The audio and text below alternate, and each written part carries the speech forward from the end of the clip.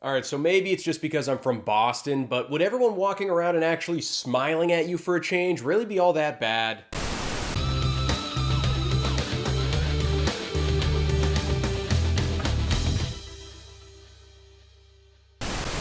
What's up, guys? I'm Sully Streams. I post videos every week about which movies are actually worth your time and which ones are just hot garbage. So make sure you hit that subscribe button so you keep expanding upon that never-ending watch list. And today we're talking about the brand new horror movie, Smile. So all you need to know about this one is that it follows a doctor who clearly goes above and beyond for her job. She works in one of those emergency psychiatric units. One day a patient begs her to believe her that she's being followed by some smiling being that nobody else can see, before brutally killing herself right there in the room. It's not long after that our main character starts getting followed by something herself. So I've kind of been looking forward to this movie for the past couple of months, especially after seeing that live marketing campaign they've been doing, if you saw that, just getting paid actors to stand up and creepily stare at the camera, smiling for hours at these live sporting events. I absolutely love that, like, real world marketing shit. But no, I thought this horror movie was gonna be one of those that's like kind of crappy, but it's still good entertainment and like a fun movie night with you and your buddies.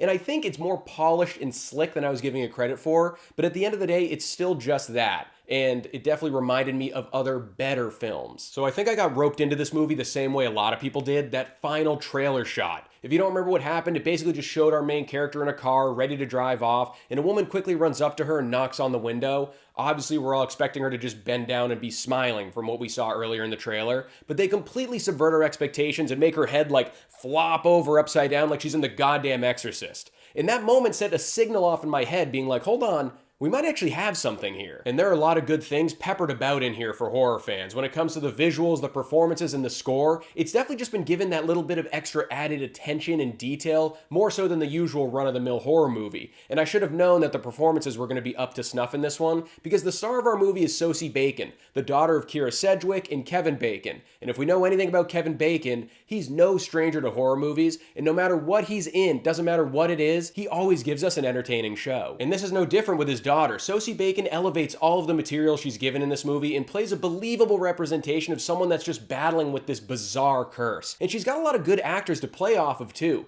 Cal Penn is in this movie. That's a guy I haven't seen in a movie in a little bit, so that was a plus for me. What I really want to talk about is the tension in this movie though. This movie uses silence in such an effective manner, which is good because I feel like we've become hardwired as a horror movie audience to be like, okay, I'm watching a horror movie now, it just got silent, so we're gonna see a jump scare in 3, 2, 1. And that would happen, but a lot of the times in this movie, they'll just give you silence with no payoff, no jump scare, just to keep that feeling lingering on you of being uncomfortable and unsettled way longer than you want it to be. So to express to you just how effective silence is used in this movie, during one of the most super tense moments when you could have heard a pin drop in my movie theater last night, someone accidentally just let one rip. Huge fart, and almost nobody laughed.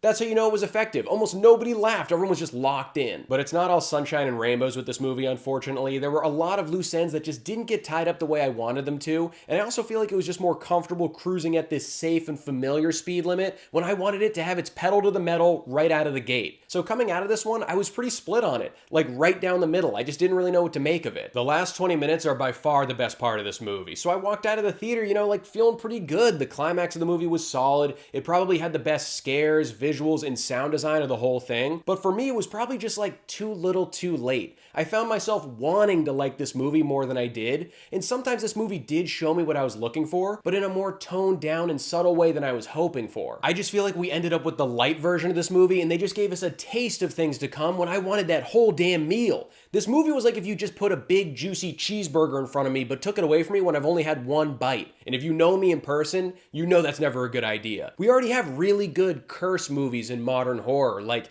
It Follows, The Ring, and Drag Me to Hell, so I don't think this one just did enough to stand out and really mail it home in the end. There weren't really that many kills, the second act build-up overstays its welcome, and it just didn't scare me the way that I was hoping that it would. And a lot of horror fans know this, that it's not a requirement to get scared, that's not how I judge a good horror movie, but this is one of those types of horror movies that really sets out to get those scares, and I just don't think it delivered. And some of the things I'm disappointed about with this movie are probably my fault. I definitely heard some of the early buzz, so I might have been expecting a little bit of a higher quality horror movie going into this one, but I definitely still have my critiques outside of that. Smile is exactly the movie you think it's going to be after you see the trailer. It makes good use of its simple premise with solid performances, visuals, and sound design, But unfortunately, there's a lot of good stuff in this movie that I just don't think they follow through on enough to give us something special. The ending of this movie is by far the best part, but unfortunately at that point, I just wasn't as invested anymore. It's more slick and polished than the usual run-of-the-mill scary movie, but I still left the theater wanting more than they gave me. Smile gets a Sully score of 3 stars.